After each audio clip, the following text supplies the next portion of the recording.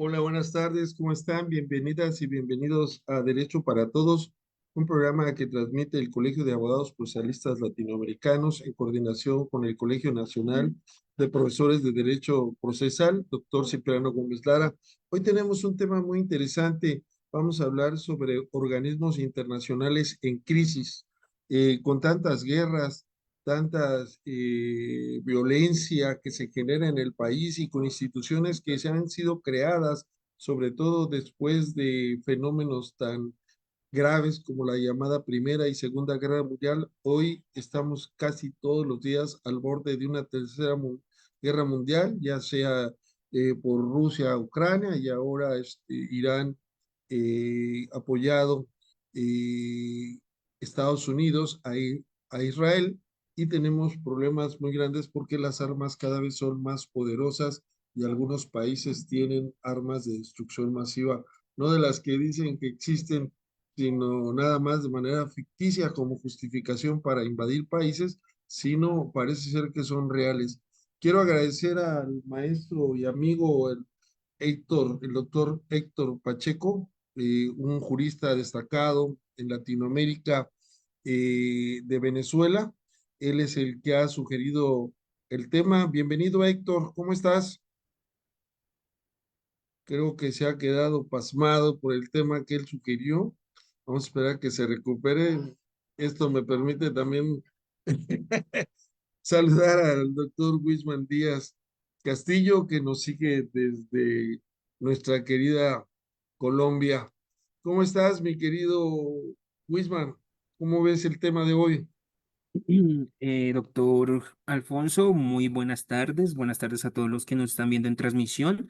Creo que es un tema muy vigente, un tema que lo debemos abordar desde la academia, buscando pues principalmente una comprensión de los diferentes puntos de vista a partir de un pensamiento crítico, y creo que partiendo del punto principal, y es que ninguno, no hay verdades absolutas en estos espacios, y lo que hay que hacer son ejercicios de comprensión sobre las realidades, realidades que se motivan por intereses, pero que pues en el fondo una de las conclusiones que espero que lleguemos en este foro sean las mismas dadas por en su momento el presidente de la República Mexicana, Benito Juárez, sobre el concepto de paz. Sí, el respeto entre las naciones como entre los individuos es la paz, o al revés, el respeto entre los individuos y las naciones es la paz. Bueno, para no hacer una historia muy larga, vamos a empezar con la ONU, la Organización de las Naciones Unidas. Podríamos decir la organización más importante que se integra por 193 países del mundo, y que en la Carta de las Naciones Unidas establece en el artículo segundo, inciso primero, la organización está basada en el principio de la igualdad soberana de todos sus miembros. Esto significa que sin importar su tamaño, poder económico o influencias políticas, todos los Estados miembros tienen igualdad de dignidad jurídica dentro del sistema internacional. Para empezar a analizar las funciones y esta igualdad jurídica, ¿qué piensas al respecto? ¿Es, se puede decir que es real o es una ficción de la ONU? Gracias, mi doc. Pues yo quiero como situarnos en un punto de análisis. Para situarnos en ese punto de análisis, quisiera que tuviéramos en cuenta dos preceptos, que de pronto muchos de los que nos están viendo los tengan presentes en sus clases de filosofía. Y uno es el concepto de biopoder de Foucault, o bueno, una reinterpretación actualizada que hace Foucault del concepto de biopoder, que ya tiene una trascendencia posterior, y también una descolonización de el concepto de política establecido por Enrique Dussel. Porque quiero tomar estos dos elementos para poder establecer que un análisis adecuado de esta premisa o de la finalidad que tienen las Naciones Unidas, esa finalidad debe ser interpretada bajo esos dos elementos. en el sentido de un biopoder, dando cuenta de que es o fue por medio de un ejercicio en su momento que se genera en las Naciones Unidas al final de la Segunda Guerra Mundial y un desarrollo en el cual ya no estamos en el mismo sistema internacional que se consolidó en 1945, especialmente en 1948. Estamos en un sistema internacional muy diferente, con dinámicas totalmente diferentes, donde hay un avance mayor de las tecnologías, donde esa necesidad de entender al poder que genera seres vivos en una analogía, como es los estados o propiamente el sistema internacional, nos debe plantear y establecer que hoy en día debemos hablar que el contexto de las Naciones Unidas es totalmente diferente al 48, pero hay algo que no cambia. Y es las bases o principios. El preámbulo de las Naciones Unidas nos establece algo que me parece muy crucial. Nosotros, los pueblos de las Naciones Unidas, ante la aberración que generó dos veces en su momento en el planeta, las dos guerras, promulgamos que toda una serie de premisas que no es que estén fuera de lugar, no es que no sean vigentes en estos momentos, sino que demandan una reinterpretación a través del contexto actual. Y es ahí donde podemos llegar a establecer que la premisa de la autodeterminación de los pueblos como un principio del derecho internacional debe ser vigente, pero debemos entender ese contexto actual. O sea, debemos analizar cuáles son las características de nuestro sistema internacional actual y vigente para poder llegar a una primera conclusión que yo diría es el deber ser está, pero su materialización tienen ciertas particularidades que deben ser sujeto de análisis. Muy bien, podemos decir que una de las funciones principales de la ONU, pues es promover los derechos humanos, mantener la paz y la seguridad internacional, brindar ayuda humanitaria cuando se requiere y impulsar el desarrollo sostenible. Podríamos decir que estos son los cuatro pilares de la ONU. Eh, y vamos a analizar el primero. Actualmente tenemos varias guerras. Las más mediáticas, pues ya las mencioné. Eh, pero aquí tenemos una pregunta. Ante estos conflictos de gran envergadura, ¿qué hace la ONU? ¿Cómo se involucra? Primero podríamos decir en medidas preventivas y luego en establecer paneles de solución amistosa. Porque vemos que los países hegemones de cierta hegemonía son los que muchas veces se brindan como mediadores, ¿no? Así hay reuniones que se pretenden realizar en Turquía, ¿no? Reuniones que se pretenden realizar en otra parte de Europa, pero hay un vacío ahí para mantener la paz de la ONU. Inclusive muchas veces en situaciones de conflicto, el mismo personal de la ONU, pues es asesinado. Se evita la atención humanitaria. Entonces, realmente podríamos decir que mantener la paz y la seguridad internacional no ha sido cumplido porque, lo mencioné hace rato, no sabemos de la capacidad de las bombas nucleares y el día que lo veamos, pues a lo mejor puede ser el último, porque si bien es cierto, puede ser, por ejemplo, teníamos un conflicto que afortunadamente se solucionó entre la India y Pakistán, dos países que tienen Armas nucleares. armas nucleares. Entonces, deberían estar prohibidas las armas nucleares. Debería estar prohibida la fabricación. Pero también hay que reconocer que los que tienen armas nucleares muchas veces no son molestados, no son invadidos, como podría ser Corea del Norte, ¿no? Entonces, parece que hay un juego político o global anárquico más que moverse de acuerdo con los parámetros de la ONU. ¿Qué puedes decir al respecto? Y también creo ya está aquí el doctor Hugo Carrasco Soler López. Hola, Hola, ¿cómo están? Buenas tardes. Una buenas disculpa, tardes, una bienvenido. disculpa, pero me incorporo en esta interesante discusión que están teniendo. Adelante, Wisman, un Gracias, doctor abrazo, Hugo. Alfonso. Gracias, Hugo, bienvenido. Muchas gracias, mi doctor Hugo. Muchas gracias. Bueno, yo creo que porque hice mención en su momento de Foucault y de Enrique Dussel, porque he logrado constatar con mis procesos, o bueno, con los procesos de investigación y en estos escenarios, que podemos concluir que uno de los grandes triunfos del derecho es lograr romper con leyes o teorías como la selección natural.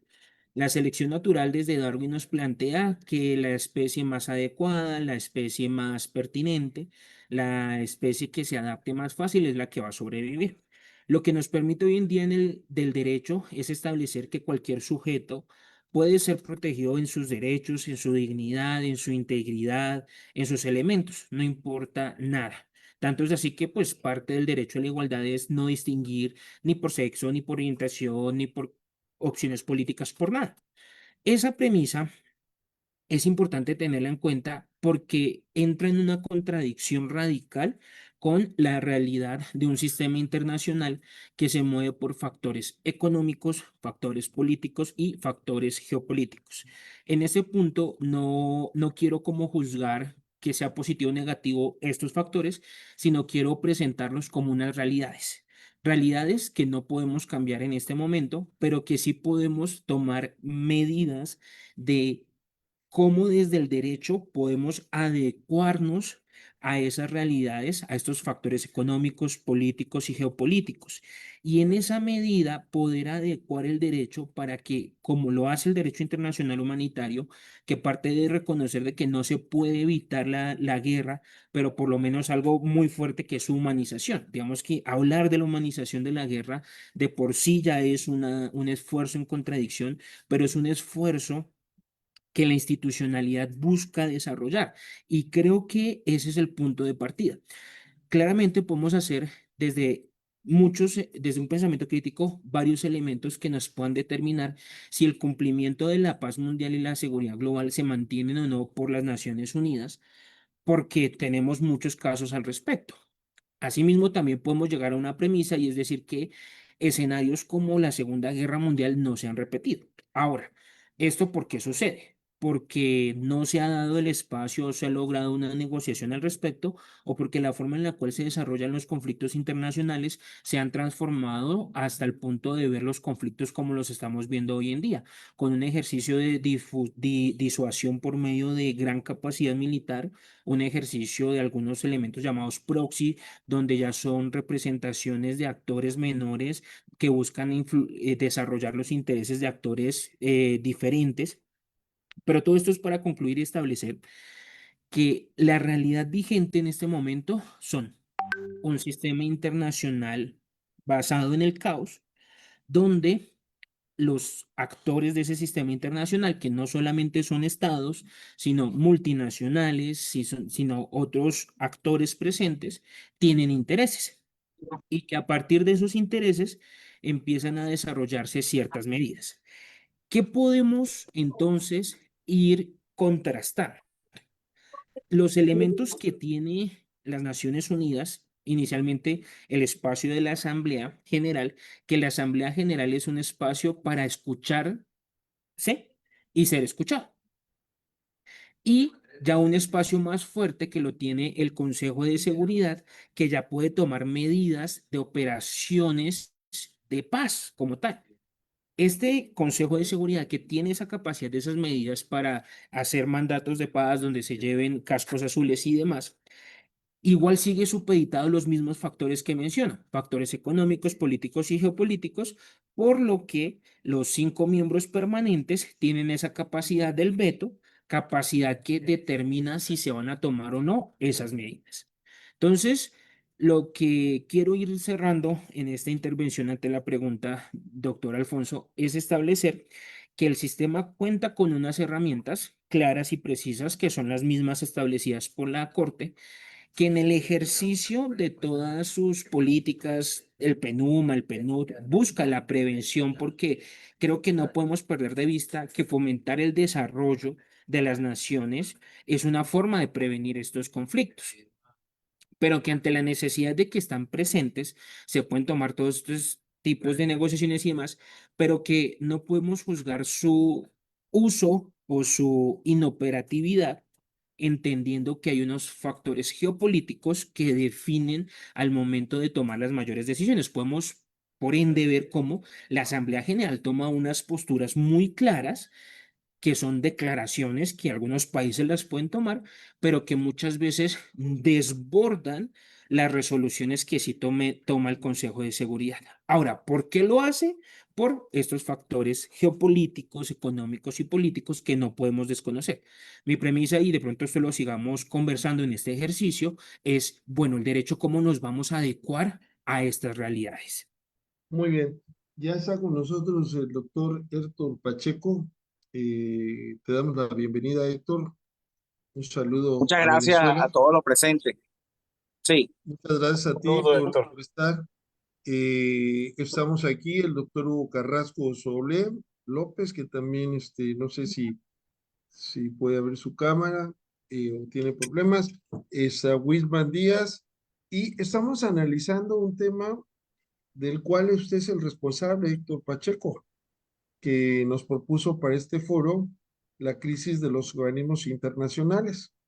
Ahorita hemos estado hablando así de forma general de la ONU, y vemos que hay algo muy interesante que, por ejemplo, Venezuela, un problema que ha tenido en últimas fechas ha sido la migración. Y simplemente con estos principios funcionales de la ONU deberían de resolver ese tipo de problemas. ¿Cómo? Por la solidaridad internacional. ¿Por qué? Por el respeto a los derechos humanos. ¿Cómo? Impulsando el desarrollo sostenible de todas y de todos sin distinción alguna. ¿Cuál fue el motivo principal de la elección de este tema, mi querido Héctor? Adelante, por favor. muchísimas gracias a todos. De verdad que es un placer volver a compartir con todos ustedes. Pues mire, el tema importante es, aquí hay una crisis fundamental en cuanto al derecho se refiere, principalmente porque el mundo está en guerra y no ha sido declarada.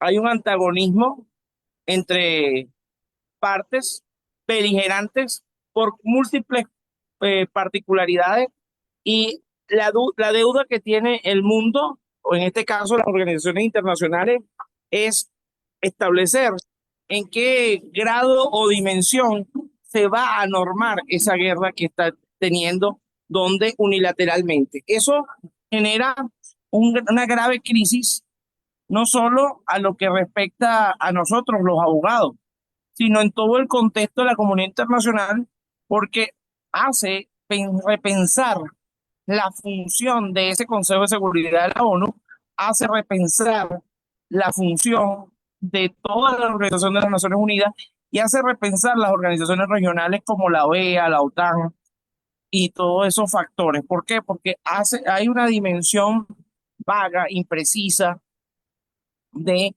establecer procedimientos conciliatorios que puedan dirimir esas divergencias tan acentuadas que existen, principalmente por la necesidad de coexistencia.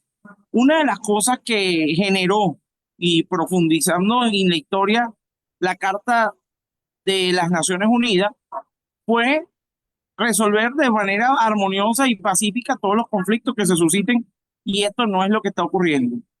Esto es, por lo tanto, un antagonismo visceral desde todo punto de vista, donde no hay respeto, evidentemente, no hay respeto ni siquiera al derecho. No estamos hablando de los derechos humanos, no hay respeto al derecho internacional humanitario en la normatización que debe tener todo conflicto bélico. Entonces, es un conflicto bélico, primeramente, no declarado, y segundo, un conflicto bélico con una dimensión global que pudiera,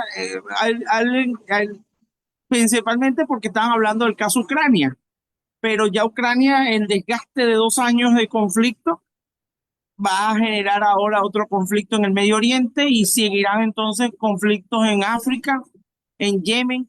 Entonces, evidentemente es un panorama muy internacional, muy de penumbra, ¿verdad? Evidentemente no están resultando las acciones, son armas nucleares y atómicas que ponen en riesgo a todos los países del continente, no se respeta la no proliferación de armas de destrucción masiva. Entonces, ese es el panorama mundial y no hay quien le ponga el cascabel al gato porque las organizaciones supranacionales son, vamos a decir, deficientes a la hora de tomar acciones. Muy bien, muy interesante. ¿Quieres agregar algo, Hugo? Sí, es muy interesante la reflexión. Sí, y es evidente la crisis en la que están colocadas instituciones como la ONU. A mí me gustaría hacer una breve reflexión sobre el otro lado de la moneda. Ya más o menos Wisman lo mencionó en relación a, obviamente hemos enfatizado en los escenarios en donde no está funcionando o aparentemente quisiéramos que funcionara de manera más efectiva y más proactiva para evitar los enconos que hoy tenemos y que ya se refirió Alfonso. Pero me gustaría ir del otro lado, ver un poco el otro lado de la moneda. Me gustaría pensar y reflexionar qué pensarían sobre las condiciones, si en las condiciones actuales no existiera la ONU. ¿Cómo se manejarían estos temas? Y o sea, no existir ahorita desaparecerla, sino que no se hubiera creado, hoy en dónde estaríamos parados. Me gusta mucho hacer estas reflexiones radicales porque a veces no valoramos lo que tenemos. Desde luego es perfectible, hay muchas deficiencias, pero me parece que una reflexión que pudieran hacer ambos en cómo verían este planeta sin la ONU. Muy interesante. eh, Realmente a veces cuando se quiere describir algo, se piensa en lo contrario, ¿verdad? Y lo contrario sería qué situaciones estaríamos si no tuviéramos la ONU. Bueno, antes de contestar y reflexionar, ya tenemos una pregunta de Diego Nicolás Uspoca Montaña. Doctor Wisman, pero si tenemos nuevas guerras, ¿dónde está Rusia contra Ucrania, Israel contra la URSS y también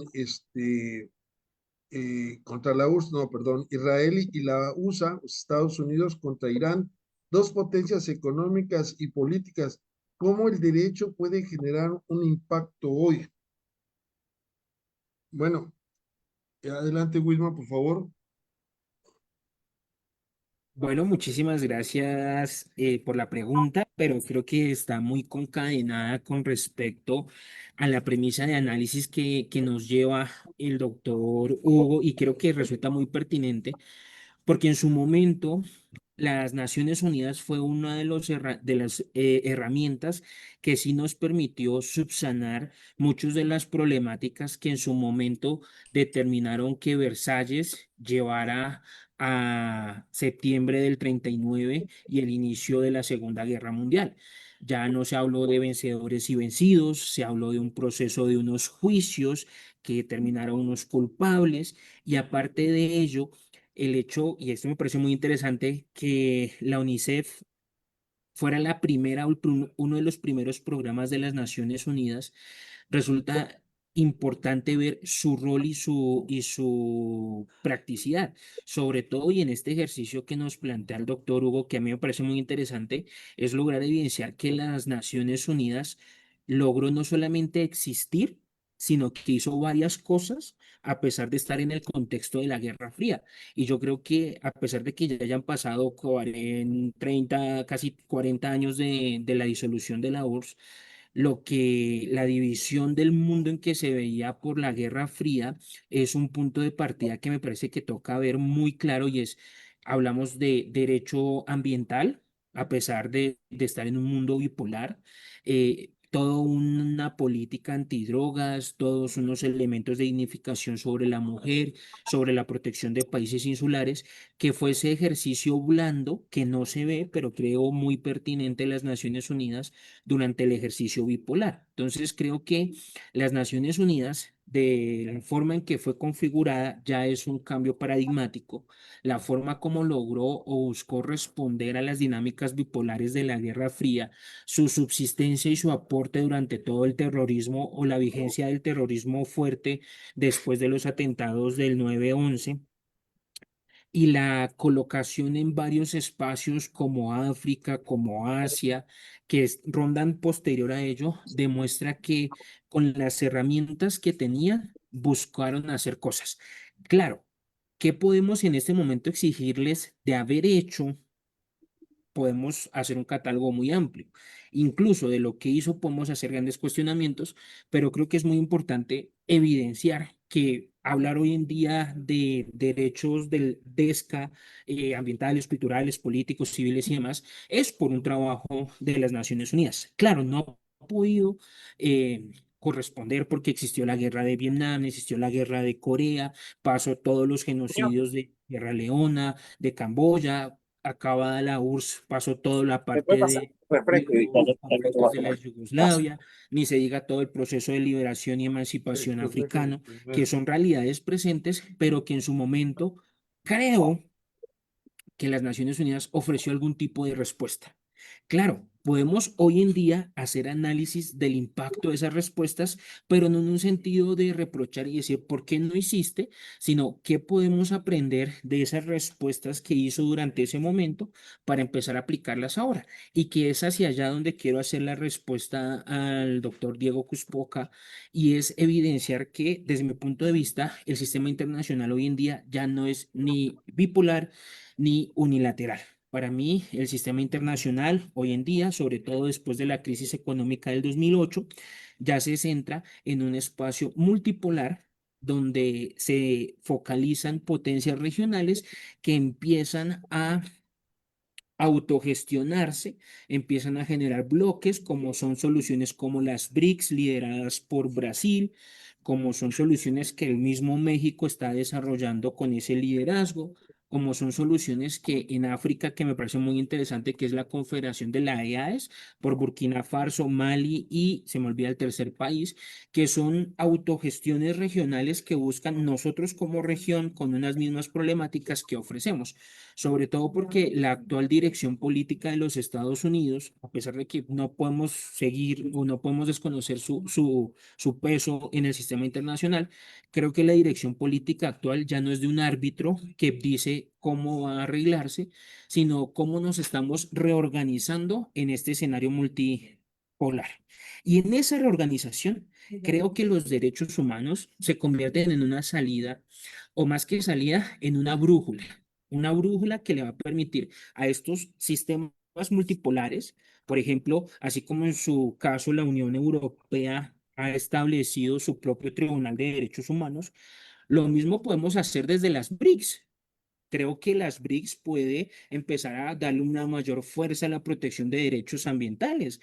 El AES puede fortalecer la autodeterminación de los pueblos en África y así muchos espacios bajo una premisa, y es que los derechos humanos no han cambiado. O sea, incluso podemos decir que los derechos humanos, desde, desde todos los antecedentes que tenemos, nunca han cambiado. Tenemos las mismas bases sobre qué es dignidad, qué es libertad, qué es vida, sino que se han ampliado y nos debemos enfocar en decir, este nuevo escenario multipolar, ¿cómo podemos adecuarnos para garantizar esto? Sobre todo, y aquí ya cierro mi intervención, manifestando la importancia de entender que existen diferentes formas de ver el mundo. Debemos reconocer, sobre todo en Asia, en África, digamos que es una ventaja que tenemos en Latinoamérica. Creo que en Latinoamérica tenemos una misma visión del mundo que nos facilita la hermandad, pero hay otros espacios donde pueden ser etnias que están totalmente pegadas, pero su cosmovisión es totalmente diferente. Entonces creo que son esos puntos que debemos analizar, que el derecho puede ofrecer y sobre todo establecer una, más que flexibilidad, una adecuación y una ponderación de qué puedo exigir en estos nuevos escenarios multipolares, sin que se pierda la dirección que sí está dando las Naciones Unidas. Muy interesante. Yo me quedo con la idea de que, si bien es cierto, la ONU ha establecido un lenguaje y unos alcances y unos parámetros de desarrollo de los derechos humanos, esto ha permitido que a nivel regional crezcan sistemas como el Sistema Interamericano de Protección de Derechos Humanos, que inclusive con más fuerza, porque en el corazón del sistema o de los sistemas regionales tenemos órganos jurisdiccionales. Podríamos decir, si están de acuerdo, que uno de los beneficios de la ONU ha sido establecer un lenguaje protector de derechos humanos que poco a poco se ha ido positivando. Algo que también me queda de lo que nos platicaba Héctor es que es importante también analizar a nivel Latinoamérica las funciones y las decisiones entre la ONU, entre la OEA, la Organización de los Estados Americanos, y el Sistema Interamericano de Derechos Humanos, porque la OEA también no ha sido un órgano democrático, ha servido muchas veces para justificar intereses contrarios a la autodeterminación de los pueblos. Entonces, no todo está bien, porque el problema, y ese es el punto al que quiero llegar, es que muchas veces se invaden países, se rompen soberanías con la bandera de los derechos humanos y de la democracia sin respetar la autodeterminación. ¿Qué podrías agregar, Héctor, al respecto? Bueno, esa para mí es muy interesante. Nosotros, el gran dilema que se plantea actualmente tiene muchos matices. Principalmente esa pregunta que nos hizo el doctor Hugo Carrasco, que ¿qué pasaría cuál sería el escenario si no existiera la ONU? Es lo mismo que nos preguntaremos qué pasaría en el mundo si no existiera la OEA. Lo que pasa es que no existe en la normativa, ni en la OEA, ni en la ONU, el régimen de la coercibilidad. Es decir, no hay una fuerza coactiva que haga respetar.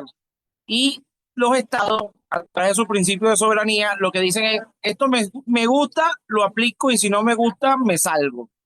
Así ha sido, lamentablemente, la voluntad de acogerse a todos estos elementos. Es decir, la norma a los niveles internacionales no es coercible porque no se me va a imponer y yo voy a tener que cumplirla, y ahí es donde está el problema de la norma internacional. ¿Qué pasa? Tenemos múltiples consideraciones que debemos hacer en cuanto a la estructura. En primer lugar, tenemos un caos mundial. En primer lugar, las desigualdades. Las desigualdades han generado esta respuesta con las BRICS que dijo mi querido amigo Whitman. Es decir, cuando tú ves que el Fondo Monetario Internacional es ineficiente en cuanto a la forma de préstamo, se genera nueva respuesta, y la nueva respuesta es la BRICS. Ahora, la OEA, las BRICS, el Fondo Monetario, tiene que tener una cláusula democrática, tiene que tener una cláusula de respeto de los derechos humanos para que pueda ser, ok, yo te presto, yo te hago a ti importante, pero tienes que respetarte la cláusula de los derechos humanos. Si tú no cumples esta cláusula, tú no cumples la cláusula democrática o las condiciones mínimas, que no se vea como chantaje, ¿me entienden? Eso es una de las cosas que es importante, que no se vea como un chantaje, o estás conmigo o estás contra mí. No, simplemente es un análisis pormenorizado de que en todo establecimiento de organizaciones en mecanismos de integración deben haber niveles mínimos de aspectos democráticos y aspectos de derechos humanos. Eso es uno de los planteamientos iniciales que deben haber en una media internacional. Si bien es cierto, existe el principio de autodeterminación de los pueblos, que es importante y que es transversal, pero cada pueblo tiene su forma tradicional de imponerse sus leyes, pero con condiciones mínimas. Por ejemplo, alternancia de los dirigentes, los accesos, el libre acceso a los cargos de elección popular, con limitantes propias de condiciones de salud mental o... Es decir, ese es el punto que nosotros tenemos que crear. Más que hablar de los protocolos y de los riesgos inherentes a la actividad, hay que hablar de la sencillez y de la simplificación de la resolución de los conflictos. Aquí tenemos conflictos multilaterales que son étnicos y religiosos, que el abordaje ha sido demasiado débil y que es muy grave porque ha conllevado a problemas milenarios. Pero el abordaje que tiene que hacerse hoy en día tiene que hacerse un abordaje mucho más científico. Sí, la ONU no puede quedarse allí en exhortar, en halagar, en decir, mira, no hagas eso, porque ¿quién está quedando mal? Los países, sí, los países están quedando mal, sí, pero la ONU está quedando peor. Y está quedando peor, ¿por qué? Porque no ha hecho una respuesta coherente ante las vicisitudes que se están generando. Yo no tendría ni cabida de pensar que esa acción bélica hubiese sido en contra de uno de los países latinos, porque la destrucción hubiese sido avasallante. De una de una magnitud horrorosa. Pero, ¿qué respuesta tendríamos después de haber sido destruido, devastado? Nada. Entonces, actualmente hay que, es decir, las grandes potencias tienen que coherentemente establecer niveles de diálogo con franqueza. No es ceder como la gente piensa, es simplemente respetar a cada uno de los allí involucrados y establecer más allá de eso un principio de convivencia. La convivencia que se pensó en el año 45 con la Carta de las Naciones Unidas, hoy en día está en necesidad de cambiar y de hacer una nueva estructura. Eso es lo que está pasando.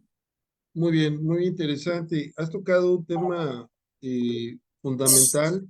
En América Latina es una de las regiones del mundo donde más desigualdad hay, porque hay muchos que tienen poco y hay pocos que tienen mucho. Y ese es un grave problema para el desarrollo humano.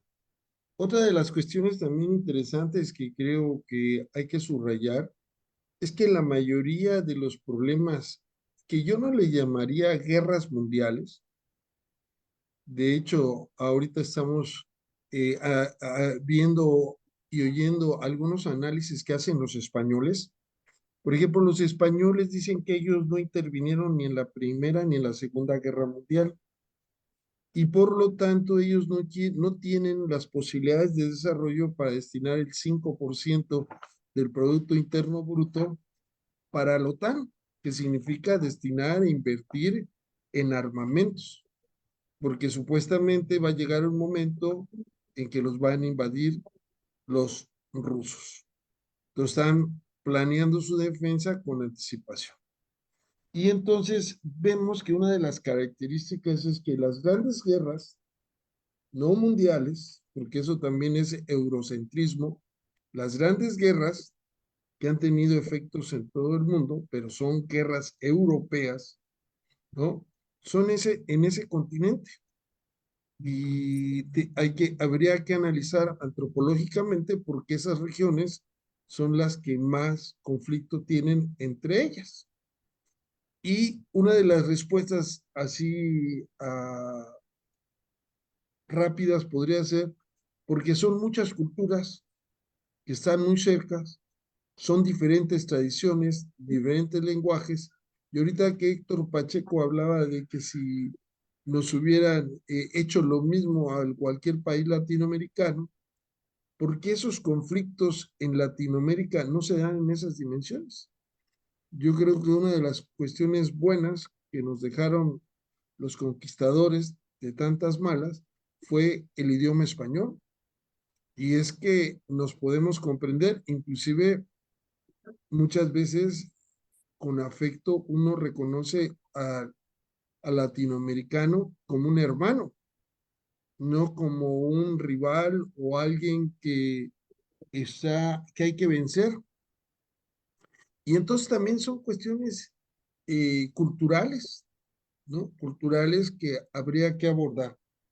Lo cierto es que estos organismos internacionales, y lo platicábamos con Whitman hace rato, no pueden ser medidos de la misma forma, porque tenemos un organismo internacional o un sistema internacional o interamericano, que es el Sistema de Protección de Derechos Humanos, integrado por la Comisión y la Corte Interamericana de Derechos Humanos, que podríamos decir que ha funcionado para establecer parámetros de mayor protección a los derechos humanos.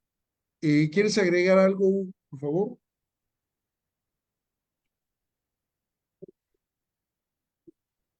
Sí, me parece que el contexto que pones en materia de derechos humanos es muy importante. Yo también coincido que el contexto en el que hoy están funcionando algunas instituciones no es el óptimo. Hay inclusive paradojas, ¿no? Esta guerra entre Rusia y Ucrania y que en el Consejo de Seguridad no se puedan tomar decisiones porque uno de los que puede vetar es el involucrado, ¿no? Entonces hay también que buscar, como mencionaba, ese perfeccionamiento, ese cambio, esa reestructura para que las cosas puedan funcionar de mejor manera y no nos encontremos ante estas paradojas, porque pues es ilógico pensar que el Consejo de Seguridad pueda tener elementos para poder intervenir en una guerra en donde uno de los miembros o integrantes del Consejo es parte y con derecho a veto, ¿no? Entonces, esas paradojas me parece que hay que evitarlas. Es difícil mover las piezas en esta multipolaridad que menciona Wisman, porque pues obviamente hay unos controles de pesos y contrapesos que hoy hay países que no van a querer dejar. Y otros, por ejemplo, yo cuando vi que México hace recientemente estuvo en el Consejo como miembro no permanente, pues también pensar cuál es el papel que vamos a jugar ahí estando en ese tipo de cuerpos colegiados, ¿no? No se trata nada más de ir a integrar por cuestión de política a un consejo, sino saber qué podemos aportar para mover las piezas estructurales que hoy necesitan los organismos internacionales. Sí, muy bien, muy interesante. Y la pregunta es, ¿por qué la Asamblea General de la ONU no puede emitir decisiones vinculantes? Pues, asambleas que son democráticas, donde participan todos los socios y generalmente en cualquier sociedad, pues son los órganos, las asambleas, los órganos soberanos y de autoridad.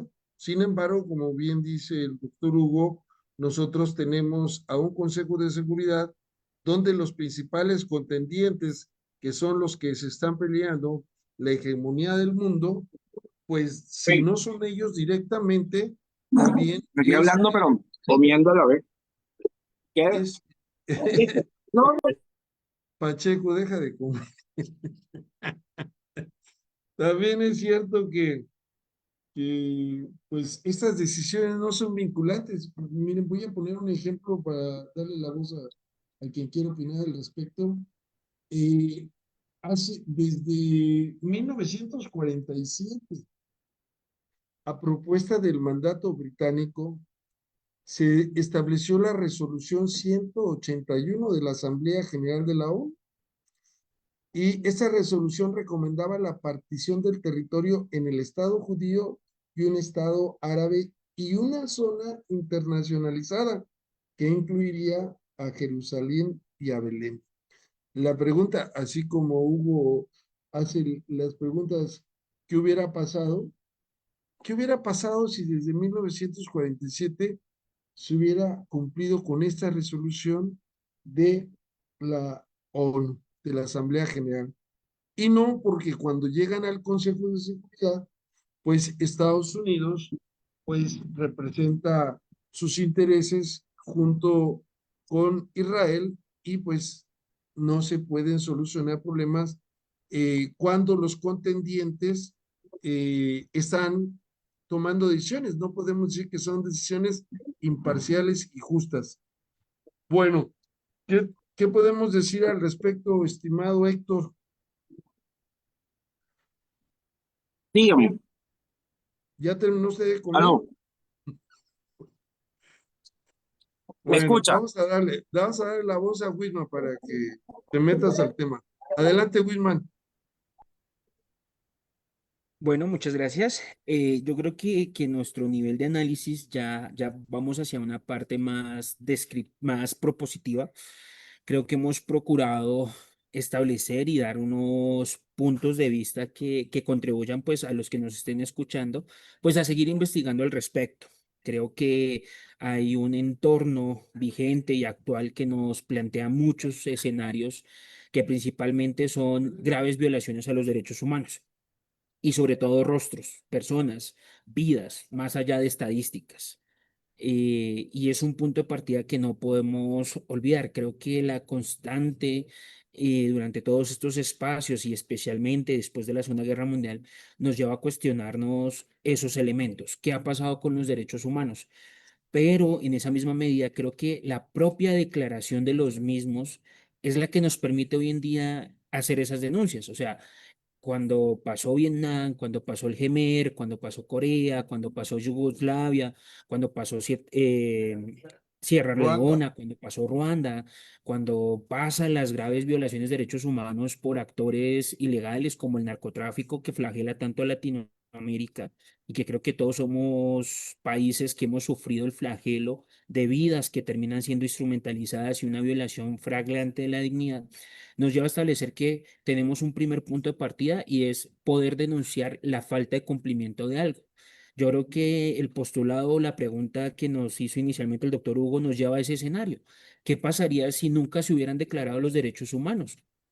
Claro, existe un ius conges, claro, existen unos antecedentes, pero ha sido esa evolución que nos permite desde el 48, especialmente nosotros Latinoamérica, primeros en mayo, de establecer nuestra declaración de los derechos, Declaración Americana de los Derechos y Deberes del Hombre, y el ciudadano que nos permite decir, bueno, ya tenemos un punto de partida que se convierte en el estándar a partir del cual empezamos a construir cosas. Entonces yo creo que el primer punto de partida es decir, se ha hecho, comenzó, no es el mejor, pero seguimos construyendo. Yo creo que si hacemos un análisis del alcance que ha tenido la Corte Interamericana, en 1978, cuando ya empieza la mayor parte de los países a aceptar la competencia, a contrastarlos con los años 80, a contrastarlos con los 90 y a contrastarlos con nuestros pronunciamientos de hoy en día, pues vemos una evolución progresiva favorable, porque no se quedó diciendo, pasó esto en el 70, que hicimos, no, hay una evolución que creo que es la invitación que debemos tener en este punto y es a continuar construyendo desde la academia posibles herramientas que se puedan implementar. Y para mí, una de esas primeras es fomentar la autogestión de los sistemas regionales. Creo que una integración entre el Sistema Interamericano de Derechos Humanos y los proyectos económicos como Alianza del Pacífico, como las BRIC, incluso Mercosur, puede darle esa connotación que nos mencionaba el doctor Héctor de esa cláusula democrática o participativa. Lo mismo puede suceder en espacios como África, como Asia. Integrar la promoción de los derechos humanos con cláusulas que potencialicen los escenarios de desarrollo económico. Y yo hablo de desarrollo económico porque creo que el entorno actual nos establece esa dinámica. Es un sistema vigente, es un sistema que aún se mantiene por unos servicios, por unos bienes que son sujetos de una comercialización, Pero creo que integrar y que el sistema interamericano le diga de pronto a las BRICS, a la Alianza Pacífico, a Mercosur, venga, yo le puedo dar insumos para que usted pueda generar un desarrollo sostenible. Entonces, creo que lograr una consolidación y promover consolidación de respuestas autogestionadas regionales puede ser un contrapeso a los intereses geopolíticos y los intereses económicos que modulan todos los escenarios. Claramente el valor, lo que está pasando con el valor del petróleo, creo que nos demuestra cuál fue la utilidad de lo que está pasando en la tensión entre Irán y, y Israel. Entonces, más allá de eso, creo que ya reconocemos que esos factores existen, que lastimosamente esos factores nos están dejando graves vulneraciones de derechos humanos, pero que nos debe invitarnos a repensarnos. Y para mí ese repensamiento, esa reconstrucción, parte de la integración y decir, oiga, en términos de derechos humanos, los sistemas regionales han ofrecido buenas herramientas.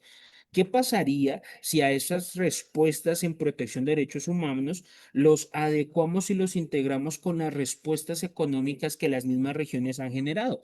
Alianza del Pacífico, incluso México que tiene su alianza económica que es difícil tener un vecino como el que tienen, la verdad. Pues creo que son respuestas que podía decir, venga, protegemos derechos humanos y fomentamos el desarrollo. Para mí, Muy bien, tristemente, al final de muy bien, cuentas, los muy conflictos bien. armados llevan a un crecimiento económico. Y creo que esa es la motivación de muchos de los conflictos. Sí, Entonces, si les arrebatamos esa justificación y establecemos que fomentamos un desarrollo económico formidable para todas las naciones, creo que quitaremos una de las mayores justificaciones de los conflictos que estamos viviendo en este momento. muy bien, vamos a dar una conclusión todos eh, del tema, si quieren agregarlo. Creo que el doctor Wisman tiene que tomarse un café con Diego Nicolás, ¿no? Porque le ha preguntado varias cosas y parte de la pregunta que hace Diego Nicolás, un saludo cordial. ¿Cómo humanizamos el genocidio en Palestina, doctor Wisman? Pues no se puede humanizar un genocidio, ¿no? Más bien cómo sancionarlo. Y una de las cosas también muy graves, y este es otro órgano internacional, que es la Corte Penal Internacional, que ha señalado a Netanyahu como crimen, como criminal de lesa humanidad. Y sin embargo, vemos que países como Estados Unidos y el mismo Israel pues atacan a los jueces, atacan a los fiscales y esto se convierte en un problema porque entonces estamos en la tierra de aquel que tenga más posibilidades o estamos en la tierra donde hemos creado a lo largo de la historia instituciones, normas que deben tener una vigencia plena porque son producto de la historia de la humanidad. Y desgraciadamente hay una frase que dice que hay que conocer la historia para no estar obligado a repetirla. Pues desgraciadamente, a pesar de que se conoce la historia, vemos que esa frase también está muy lejos de la realidad porque, como dije hace rato, pues hubo una resolución en 1947 que a lo mejor podría haber prevenido estos conflictos. Bueno, vamos a empezar por el doctor Hugo. Adelante, Hugo, por favor, una conclusión. Sí, claro, creo que es muy importante generar estos espacios para repensar la estructura y la funcionalidad, los objetivos, los fines que persiguen las instituciones. Me parece que cada momento es una oportunidad para poder hacer planteamientos para mejorar su funcionamiento porque estamos en un continuo interactuar entre las naciones y la evolución también cambia, hace un cambio la interacción entre las naciones. A mí me parece que no es posible pensar en tener un modelo de instituciones que sean completamente perfectas, porque también las necesidades y los contextos van cambiando. Entonces, no solamente sí cuestionar su funcionalidad, sí denunciar los incumplimientos, sí evitar las paradojas, pero también creo que tenemos que apostar por seguir construyendo y por seguir incorporados en todos los sistemas internacionales que sean posibles para poder ir resolviendo a través del diálogo de manera preventiva todo lo que podemos tener en interacción con los distintos países y regiones. Muchas gracias, doctor Hugo. Adelante, Héctor.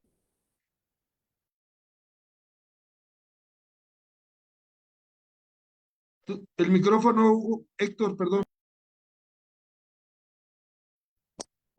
Como conclusión, tengo tres grandes propuestas, ¿no? Primero, las cláusulas democráticas y de los derechos humanos entre todos los pactos de integración, integración económica, porque es una condición fundamental del respeto, no como un chantaje como han pretendido verse, sino decir que qué gobierno me sirve y no me sirve a los intereses de todos, sino que es una necesidad para que haya unos respetos mínimos, respetando cada quien las tradicionalidades y las propias cosas autóctonas de cada país. Segundo, la evolución que hablaba el doctor Wisman, que es bastante franca, sí es verdad, se ha dado, pero muchos países, como lamentablemente el caso de Venezuela, no hemos aprendido, ¿verdad?, a reconocer esas virtudes de ese sistema interamericano de los derechos humanos y no hemos salido por, vamos a decir, por propuestas arbitrarias. Entonces, hace falta más un convenimiento internacional, hace falta una acción más decidida de que todos nos comprometamos a un principio de comunidad internacional donde todos nos respetemos y todos nos hagamos. Entonces, ahí es donde están las crisis de los proyectos, vamos a decir, de las organizaciones supranacionales. Entonces, ¿cómo haremos eso? Principalmente yo estoy convencido y creo, y esa es mi conclusión final, que el desarrollo mundial, el desarrollo y la minimización de los riesgos y las desigualdades trae consigo el crecimiento y la proliferación de los derechos humanos. Entonces, ¿cómo se lleva eso? Bueno, eso es la ponderación de que hablaba Robert Alexis, es la ponderación de esos derechos humanos en aras de qué? En aras de satisfacer las necesidades propias, pero en la visión global y colectiva. Entonces, el mundo tiene tres deudas actualmente. La deuda económica, la deuda social y la deuda con África. Porque América tiene la capacidad para resolver sus propios problemas, pero África necesita tiene muchos estados forajidos, muchos estados fallidos y necesita una visión más allá. Nosotros tenemos actualmente esas tres deudas y esas deudas las vamos a lograr gerenciando con los derechos humanos. Así lo llamo yo. Gerenciar con derechos humanos es gerenciar con respeto, como decía el don Benito Juárez, el respeto al derecho ajeno es la paz. Y está más vivo que nunca en la película de Cantinflas, El Embajador. Esto no es un problema entre Colorado y Verde, esto es un problema de todos. Muchas gracias. Un abrazo a todos, discúlpenos las fallas técnicas que presentamos, pero el cariño es muy grande y siempre estaré aquí para ustedes y para todos estos que nos ven en TVLex. Muy bien, muchas gracias, Héctor. No te vayas porque te vamos a dar tu reconocimiento ahorita. Y ahorita de que mencionaste sobre cuestiones de problemas de África, ahorita es un caos en Haití. Es un caos en Haití. ¿Y dónde está la ONU? ¿Dónde está la OEA? Es un caos. Adelante, Wisman, por favor. Muchísimas gracias. Yo creo que mi conclusión o mi principal conclusión en este ejercicio es evidenciar que la existencia del Ius Cogens, ese derecho que ha estado presente en todo momento, nos lleva a una realidad. Que si bien el caos se convierte en una realidad inherente a la evolución humana, la necesidad de darle orden a ese caos es su consecuencia indispensable o inherente también. De tal forma que si estamos hacia un escenario de caos, el orden va a surgir como respuesta inherente. Ahora, ese orden que debe dar. Tuvimos la Segunda Guerra Mundial y su orden o el caos que generó la Segunda Guerra Mundial buscó un orden volviendo hacia el derecho internacional, hacia la autodeterminación de los pueblos y cosas que ya hemos dicho, perdón. El caos actual, para mí, tendrá una respuesta en primero entender que cada actor dentro del sistema internacional no va a lograr cumplir sus intereses, nos debemos abocar hacia la autogestión regional y en el marco de esa autogestión regional entender que la dignidad y los derechos humanos es una premisa que va a estar presente en comunidades indígenas, en cosmovisiones orientales, en cosmovisiones musulmanas, en cosmovisiones árabes. Creo con las investigaciones que he desarrollado sin aparentar conocer a profundizar todos estos espacios, pero creo que cualquiera de estas concepciones que he mencionado, en el fondo también hay un respeto hacia la dignidad. Yo creo que algo que plantean los musulmanes es esa dignidad, por lo que parten de unos mismos elementos. Creo que los orientales también lo manifiestan en ese mismo ejercicio. Bajo esa premisa, entiendo, y para mí creo firmemente, que el ius cogens es como tal, porque es inherente a la naturaleza nuestra autoconservación y nuestra autoprotección como especie. En esa medida, entender que ya el sistema ha cambiado, nos vamos a ajustar a ese sistema. Y haciendo ese tipo de actividades es que podemos aportar significativamente al respecto. Esa sería mi conclusión. Muchas gracias, estimado doctor Wisman. Voy a dar mi conclusión. Vamos a ver finalmente un video de lo que hizo el embajador de Israel en la ONU. Mirror. So this is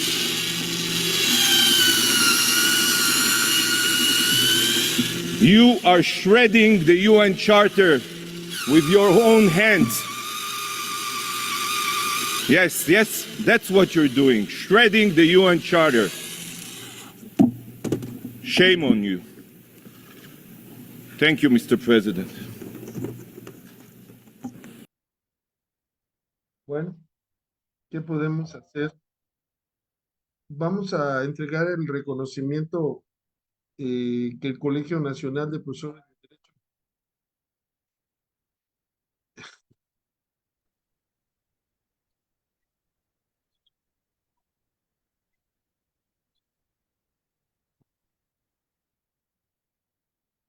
Bueno, le voy a pedir a la licenciada Neidalí nos proyecte el reconocimiento a nuestros ponentes de hoy, invitados de gran peso académico, directos desde Sudamérica. ¿Estás, estimado Hugo? Sí, aquí estoy. ¿Puedes darle lectura, por favor, si es tan amable? Sí. Un segundo. Listo, ya está.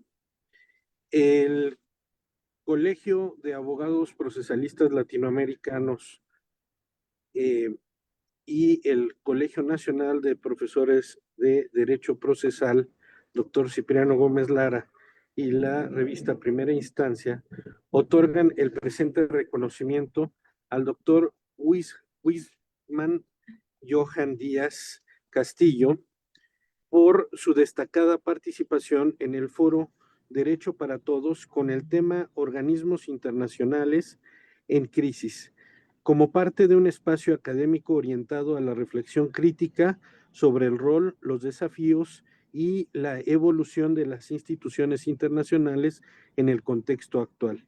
El intercambio de ideas y reflexiones permitió identificar desafíos estructurales, así como perspectivas críticas y propositivas para la transformación del sistema internacional contemporáneo.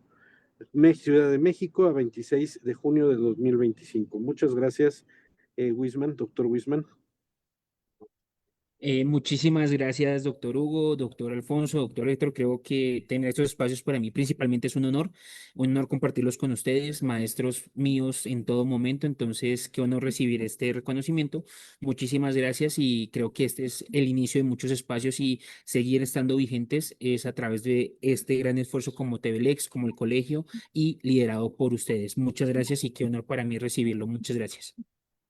En iguales términos, queremos entregar el nombre de los dos colegios que ya el doctor Hugo ha mencionado, por las mismas causas y méritos, al doctor Héctor Darío Pacheco, quien es un destacado jurista venezolano y que la verdad siempre es un gusto compartir y convivir. Y quiero decirles que en términos generales, estos temas son difíciles para nosotros los abogados porque vivimos más en el mundo de las normas, en el mundo del deber ser, y cuando despertamos a la realidad, pues tenemos un fuerte choque. Muchas gracias, doctor Héctor Pacheco. Muchas gracias a usted, don Alfonso Jaime Martínez Lascano. Seguimos, a veces no somos cómodos con las reflexiones que hacemos, pero no podemos callarnos ante las atrocidades y a la barbarie. Tenemos que decirla porque el académico que se desprenda de la realidad y deje de perder el norte del ser no es un académico. Entonces, somos incómodos, pero somos serios. Somos serios. Y la seriedad es la firmeza y la franqueza con que deben haber en todas las relaciones sociales, económicas, jurídicas, en fin, todas las relaciones. De verdad, para mí es un altísimo honor representar a Venezuela, que ha sido tan golpeada en los últimos tiempos, pero que sigue aquí dando lo mejor de sí y esperando resurgir como el ave fénix. Muchas gracias a todos. Y muy bien, veo que llevas ahí el símbolo del colegio, el león. Entonces, Sí, es un gran nunca me lo honor. quito. Bien, bien, espero que Whitman haga lo mismo, pero veo que no. Bueno, pues muchas gracias a todas y a todos, estimado Hugo Carrasco, como siempre un placer compartir el foro. Whitman, siempre bienvenido. Héctor, realmente es un Gracias. honor que estés con nosotros y nos vemos pronto. ¿Dónde más? En TVLex. TVLex. TVLex, un canal para todos y todas. Nos vemos pronto. Buen fin de semana. Bendiciones.